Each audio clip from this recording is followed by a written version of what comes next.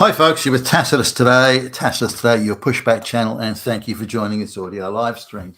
Please listen to this presentation as you would a radio broadcast. In this essay, I'd like to talk about why third world people come to the West, whether it be as students or anything else, but why they come and why they decide to stay. Now, if they had to face a world of reality, many of them probably wouldn't stay. There'd be a very small number that would stay. But because they're presented with a world of unreality, a world of affirmative action, a world of diversity, equity, inclusion, a world of quotas, and all this sort of thing, they're given this sort of unreal fantasy, delusional world that they enter into, and they think that they're not only entitled to be in the West, but they're a bunch of hardcore geniuses that have come to rescue the West from its own laziness, stupidity, and indolence. Such is the madness that we see around us. Now, hopefully the new Trump administration will unwind this madness and not before time. But I recently went to an international engineering conference, and so I got to talk to a lot of people who are in the West really under false pretenses and brazenly so. So I want to talk about that. So I'm talking to third world or people from third world, dirt poor, basket case countries who are in this case, primarily Australia. There's a few coming from, the United States, but primarily Australia, and who think they're entitled to be here and that they're somehow making some huge contribution. And the insanity and the perversity of diversity, equity, inclusion that's led them to believe this. So I'll start with a lady. Now, she's from one of the North African countries. It's a basket case. It's overpopulated. It's got, I think, $2,500 a year, sort of average income, and or maybe it's $3,000. But anyway, they're one of the poorest countries in the world, and vast problems with disease and infant mortality and things like this. So I mean, it's a place you'd want to get out of. Now, she wasn't one of the family weren't one of the peasant class. You'd probably say they were in the terms of that country, middle class.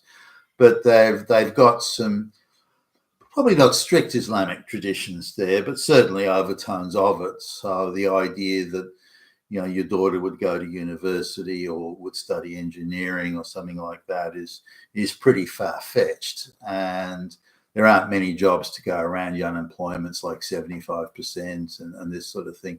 The idea you've got millions of street vendors that sell beads on the street and they're classified as self-employed, so not unemployed, is ludicrous. The unemployment's massive.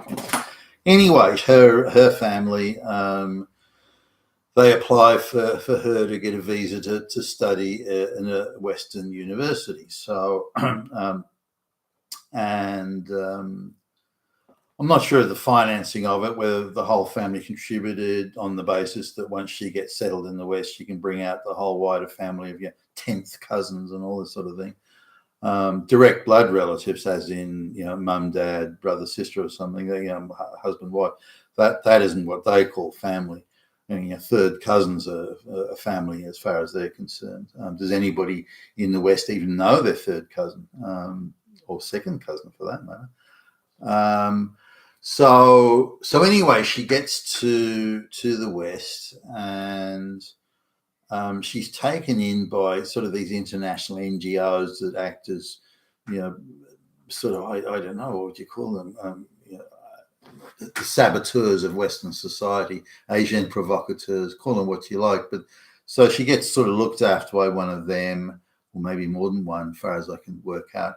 So she gets, and then this feminist group comes to her and says, look, you whatever she's going to study, what you should do, study engineering. That'll show the patriarchy. That'll teach those white supremacists. That'll show those men. And so they effectively guarantee her, a PhD in engineering. So she goes to do this, and then she gets access through this NGO to some sort of a scholarship. It's not available to the rest of us. If you're white and you don't get that scholarship, but she's not a lesbian as far as I can work out. But she So on the first year at university, because she's not really sure she should do, I wasn't sure I should do engineering. It's a very difficult course and it's hard work. She comes first in the whole year in engineering, even though English isn't even her first language. She comes first in the whole year in engineering at the university. I mean, wow, that's incredible. And so they were gifting her top part, gifting her a scholarship. I mean, everything was just laid on and gifted.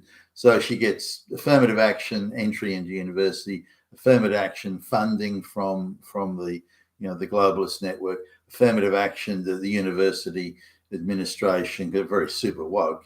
Then they give her, because she's a brown chick from a third world country. Then they give her that. Then she says, but there was some subject, like there was one year there was a pure maths subject, something like that in the engineering. She claimed she came first in the whole university in that. Like, yeah, right, sure you did. And so she gets all this, and then she gets gifted a degree.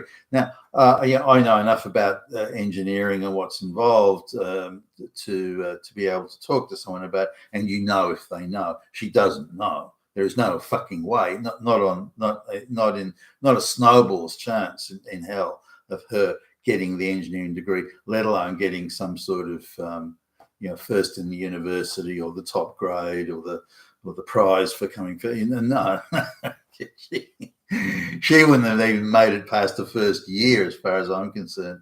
If talking to her about her engineering expertise and understanding is any indication. And you also get the ability to talk to someone and their capacity to think through complex issues. She didn't have any of that. There's no way she got that degree. Anyway, she gets her not just a ordinary degree, but she's got like a PhD, and so she then, because of this PhD, she then gets almost instant permanent residency in Australia, and then she goes to they come to her. There's a multinational engineering firm. They come to like the university, do recruitment drives and so on. And so she gets plucked right out of there, given quite a prestigious sounding. She doesn't do anything. Give her a job. Now she's actually relegated in real terms in work. She's just there as a showpiece. She's a piece of window dressing to show how woke and virtuous the company is. She actually doesn't do any engineering work, and she sits on these equity committees and female empowerment committees and all this sort of stuff.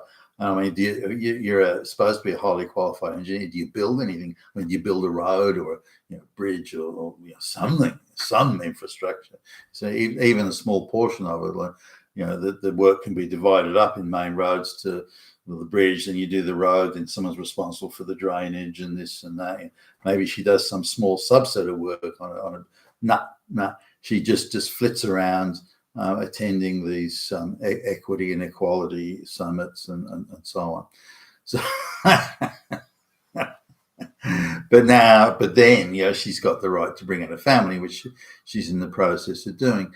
But as far as she's concerned, she's probably a genius, but this genius was only discovered when she came to Western country. The third world country didn't recognize her genius, but the Western country, the advanced, rich Western country, recognizes her third world genius.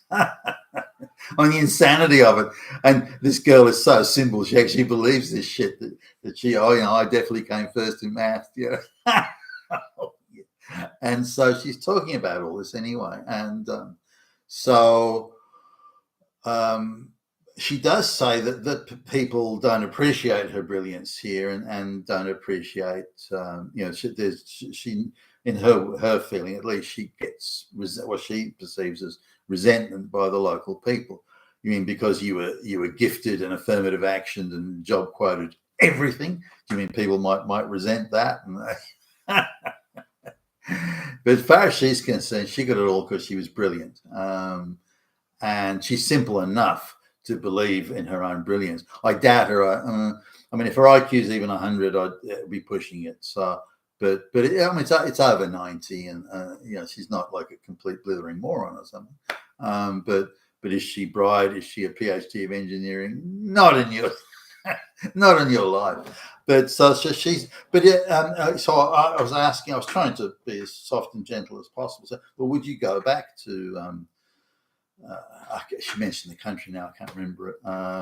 Either Egypt or somewhere. But would you go back to the country and why do you make your country better? Why don't you go back there? I mean, you're now a Western minted genius of engineering. Why don't you go back there and fix it all up and show them how it's done and show? Oh no, I don't want to do that. So then she went into a long litany of how the country was. It's overcrowded, it's dirty, it's corrupt, it's hopeless. The government, the public services don't work. The government couldn't run a bath to save their lives. It's this and that, and just she ran down her own country quite considerably. I don't want to go back to that shithole. But then at the same time, and this is very much a third world thing, she insists that she's morally and spiritually and culturally superior to everyone in the West. So how can you claim this level of superiority when your own country's a basket case shithole that you, at your own admission, don't want to go back to? Now she said, well, I will go back there for a vacation, like to see family members and that sort of stuff. But I don't want to, And she loves the idea if she can tell them stories about how well she's doing in the West and how I'm in a first world white Western country, but I'm high powered. I'm a kick-ass chick. I'm a girl boss chick, and then I asked her, well, does it concern you that you're actually not doing any engineering work? Oh, no. And I got the impression she's rather relieved. I think deep down she knows that she couldn't build a sandcastle, let alone a road or a bridge, and that she is really just an affirmative action high. But if the West is stupid and dumb enough and has got enough money to waste on pretending that this IQ 90 third world chick is really a PhD in engineering, then her take is, well, that's the West, but that's your problem. That's white people's problem. If you want to give that to me, fine, I'll take it. If you're dumb enough, stupid enough, weak enough, idiotic enough, and careless enough to give this to me, then you're at fault. And this really just proves your moral decadence.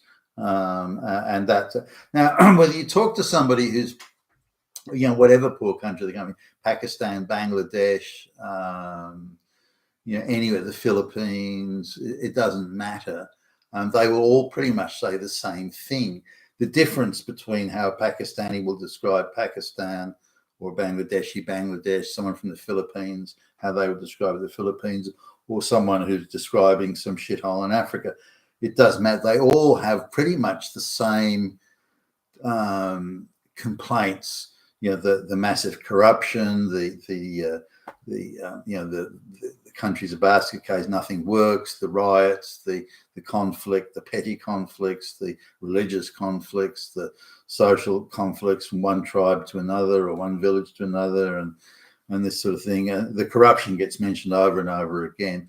Also, the failure, also what they perceive is that their people in their own country don't recognize brilliance, namely their brilliance. And again, so it's you can tell just how simple and peasant-like these people are when you get these low IQ girls that insist that because they got an affirmative action degree in a Western university, that means they really always were geniuses. This thing, I can't believe this level of self-delusion. But anyway, that's it. So not one of them wants to go back to other than on holiday to see relatives. Nobody wants to go back to their own country. They firmly want to stay in the West. And every one of them universally takes the view, Indians as well, takes the view that the West is morally and culturally and spiritually inferior to their countries and their peasant village grass hut type lifestyle that they once had.